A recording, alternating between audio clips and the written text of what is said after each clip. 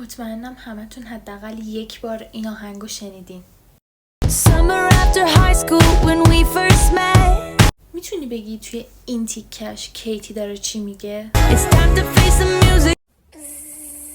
یعنی وقتشه با موسیقی رو در رو بشی؟ نه همونطور که شنیدین گفت It's time to face the music. It's time که یعنی وقتشه که چی بشه؟ To face the music. برعکس چیزی که ایشون گفت face the music تحت لفظی معنی نمیشه، اصطلاحه و به این معنیه که باید با حقایق روبرو بشیم.